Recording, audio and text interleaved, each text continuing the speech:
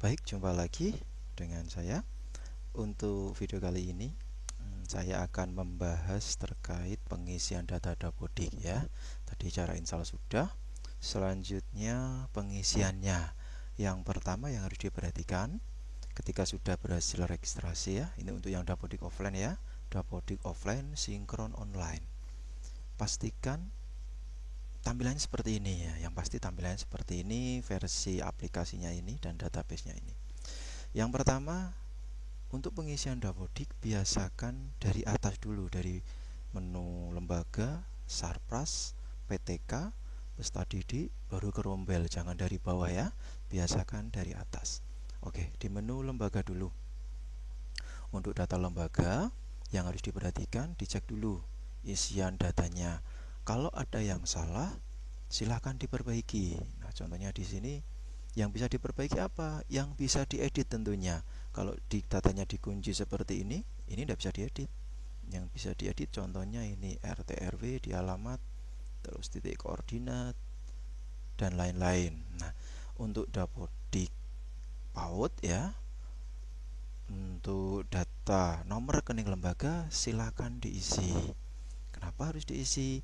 Karena untuk mendapatkan POP ya, itu syaratnya lembaga harus memiliki nomor rekening lembaga atas nama lembaga, bukan atas nama kepala sekolah. Jadi nomor rekeningnya harus atas nama lembaga. Begitu juga NPWP, nama rekeningnya ini ya, atas nama lembaga tadi. Kemudian lengkapi data yang lain, nomor telepon sekolah juga diisi, begitu juga emailnya. Selanjutnya simpan. Nah, ini terkait data lembaga. Setelah data yang atas, kemudian mengisi data rinci yang bawah. Contohnya ini diisi lagi. Jadi setiap pergantian semester atau tahun ajaran baru, Bapak Ibu pasti akan diminta mengisi ulang ini, mengupdate isiannya, kemudian simpan. Setelah data rinci ke data periodik. Nah, ini diisi lagi. Bersedia menerima POP ya, di checklist. Yang lainnya juga sama. Sertifikat ISO, kalau tidak tahu apa itu sertifikat ISO ya klik aja belum memiliki ya. Kemudian simpan. Setelah itu sanitasi diisi lagi.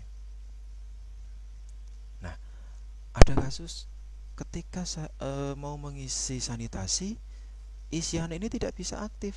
Kenapa tidak bisa aktif? Nah, karena kebanyakan kalau ini yang tidak aktif mengerjakan Dapodiknya pasti pakai netbook yang kecil itu ya. Nah, kenapa kecil? Ya karena punyanya itu. Nah, bagaimana caranya? Ini tinggal besarkan aja tampilannya atau diperkecil ya. Diperkecil kalau tidak bisa karena mungkin tampilannya terlalu besar. Caranya untuk memperkecil tampilan layar yaitu tekan CTRL pada keyboard, kemudian pilih tambah minus. Nah, ini ya. Ini untuk memperkecil layar. Nah, kalau seperti ini tidak bisa diedit. Nah, ini kan saya edit kan tidak bisa, tidak tampil kan. Nah ini tidak bisa disimpan nanti. Nah, ini untuk memperbesar tampilannya gunakan CTRL plus. Nah, seperti ini. Jadi kalau tadi tampilannya kayak tadi, gunakan Ctrl minus atau Ctrl plus ya, untuk memperbesar dan memperkecil tampilan layar. Setelah itu simpan. Bantuan. Nah, untuk bantuan ini, semua bantuan yang pernah diterima oleh lembaga panjenengan silahkan dimasukkan di sini semua. Bantuan apapun itu, POP atau bantuan apapun silahkan dimasukkan. Akreditasi. Kolom akreditasi ini dinonaktifkan, baik itu tambah, edit, simpan maupun hapus. Kenapa? Karena untuk akreditasi ini datanya diambil dari Ban PAUD PNF.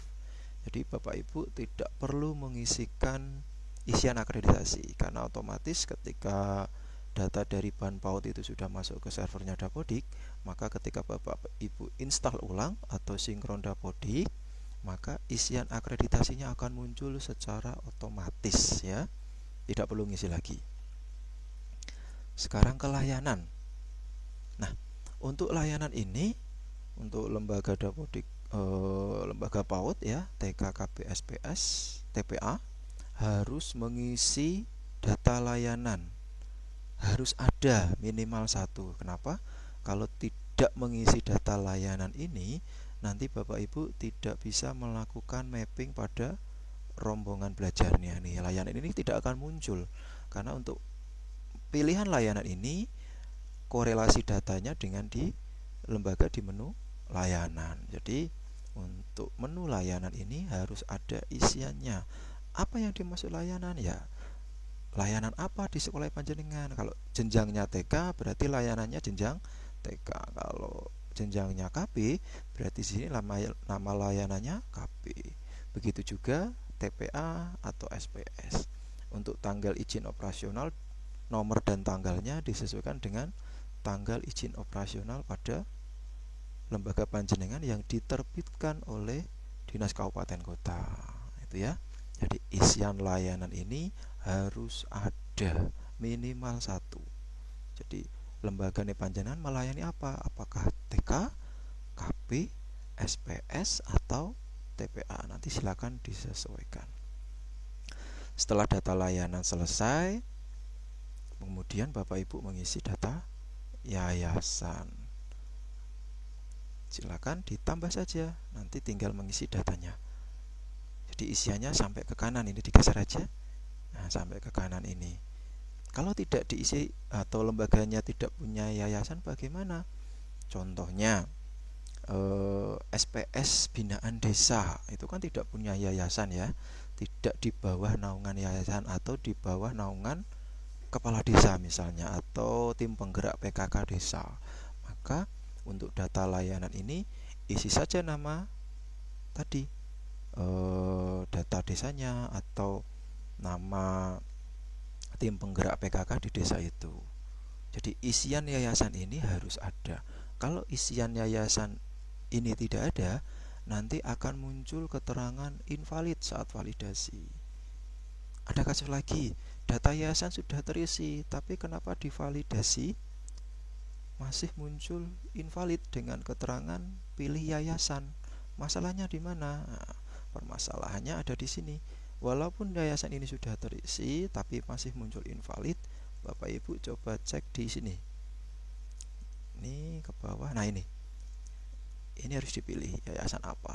Kalau ini tidak diisi, isian yayasan ini terkorelasi atau terkoneksi dengan data inputan yayasan di bawahnya. Jadi caranya bagaimana? Harus ngisi ini dulu, baru di sini akan muncul pilihan yayasannya.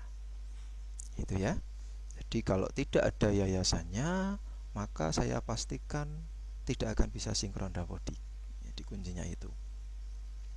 Begitu juga tadi, misalnya apakah data lembaga itu harus di bawah naungan yayasan? Nah, pertanyaan kan pasti seperti itu.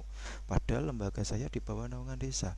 Sebenarnya di bawah naungan yayasan atau tidak di bawah naungan yayasan itu tidak masalah. Permasalahannya hanya nanti pada saat Bapak Ibu mengisi biodata rinci PTK. Jadi di data status kepegawaian PTK itu ada GTY, GTT. Nah, itu yang membedakan di situ. Juga ada fungsi-fungsi yang lain yang tentunya jika punya yayasan itu datanya lebih istilahnya bisa lebih bermanfaat untuk kepentingan yang lain gitu maksudnya. Mungkin hanya itu terkait penjelasan data lembaga.